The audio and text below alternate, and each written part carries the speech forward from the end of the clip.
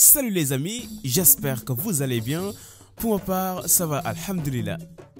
Chaka fut un chef charismatique, un stratège et un organisateur de génie, fondateur d'un empire qui va influencer la vie de centaines de milliers de personnes en Afrique australe. Dans cette nouvelle série, nous allons découvrir qui était Shaka Zulu. N'oubliez pas de vous abonner et d'activer la cloche de notification. Allez, let's go!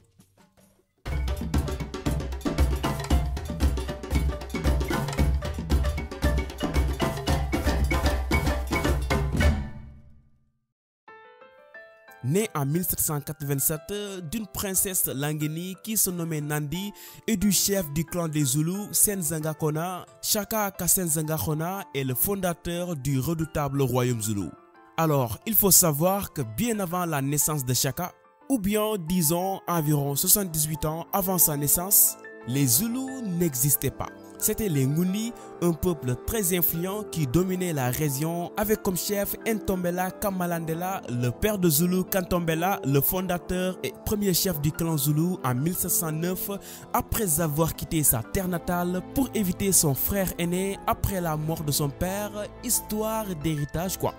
Il s'installa au sud du bassin de la rivière Mkhumbane et crée le KwaZulu, lieu où va naître l'homme qui va littéralement changer la cour de l'histoire des Zoulous. Shaka avait passé une enfance très dure au sein du clan à cause de sa naissance illégitime entre ses parents. Considéré comme un bâtard et régulièrement maltraité par ses camarades, son père aussi le rejetait et l'humiliait très souvent. Mais au lieu de se décourager de sa vie et vivre comme un vaurien, le garçon se fortifie et crée une personnalité assoiffée de vengeance.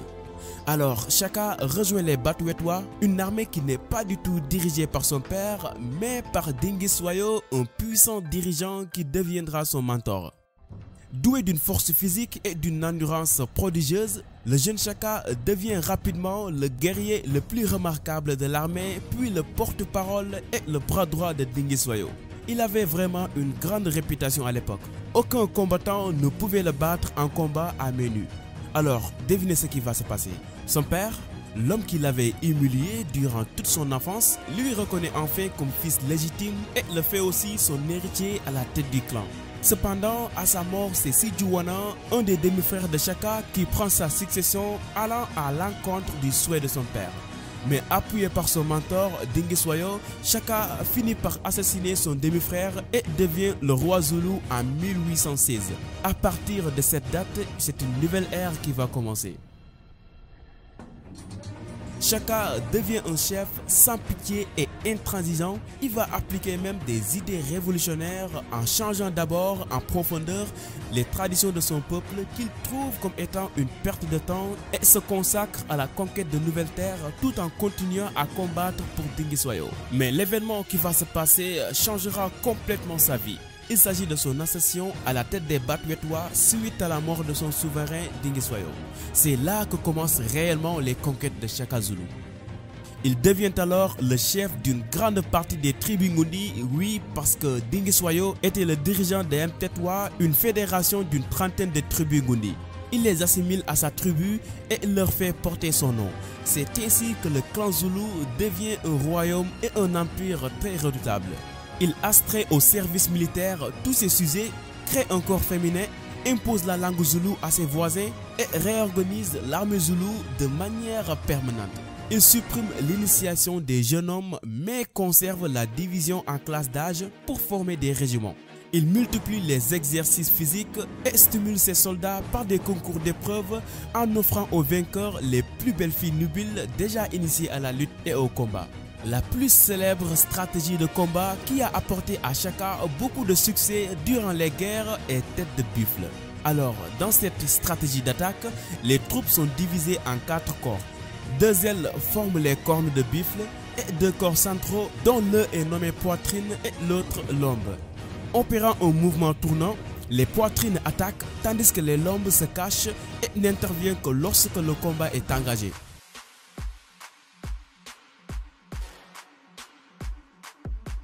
Ayant à son apogée plus de 100 000 hommes, les Zoulous s'armaient de Iklua en guise de poignard, de lances nommées Izijula, de Uiza qui servait à frapper la tête des ennemis et en fait de Isilangu comme bouclier.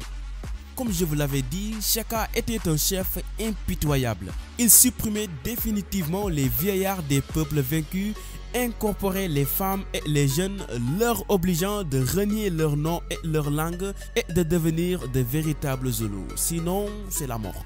À l'espace de 4 ans, Shaka avait conquis un territoire beaucoup plus vaste que la France. Certains le surnomment même le Napoléon africain. Alors, devenant de plus en plus fort, le roi Shaka commence à entreprendre des actions qui vont causer le mécontentement de ses compagnons fidèles et bientôt sa chute. Un exemple, lorsque ses guerriers reculaient durant les combats, il les exécutait un par un sans pitié. Puis en 1827, à la mort de sa mère, Shaka exécute plus de 7000 hommes et femmes, interdit aux gens mariés de vivre ensemble pendant 1 an ainsi que de boire du lait. Même si ce rite de deuil extrême faisait partie exceptionnellement de la tradition zoulou, ça a déclenché quand même une véritable vague de colère et ses plus fidèles hommes commencèrent à l'abandonner. Comploté par ses frères et sa tante Mkabayi avec l'aide d'un de ses hommes de confiance, Shaka fut poignardé par ses demi-frères selon la légende parce que les véritables circonstances de sa mort est un peu floues. C'est en 1828, à l'âge de 41 ans, que sa règne et ses conquêtes ont pris fin. Après la mort de Shaka, le royaume zoulou a continué d'être redoutable et ne freine pas ses conquêtes, même pas devant les coloniales britanniques qui ont été battus durant la bataille d'Isandlwana en janvier 1878.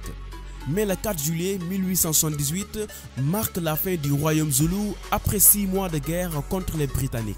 Aujourd'hui, au lieu de royaume zoulou, maintenant on peut dire c'est quoi Zoulou natal, avec comme roi Goodwill depuis 1971.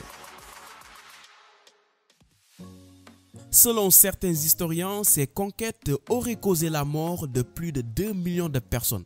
Mais aujourd'hui, son incroyable histoire est devenue comme un mythe à travers le monde. Et les Zoulous le considèrent comme un personnage complexe, semi-légendaire, un fabuleux guerrier auquel on peut faire remonter la fierté de la nation.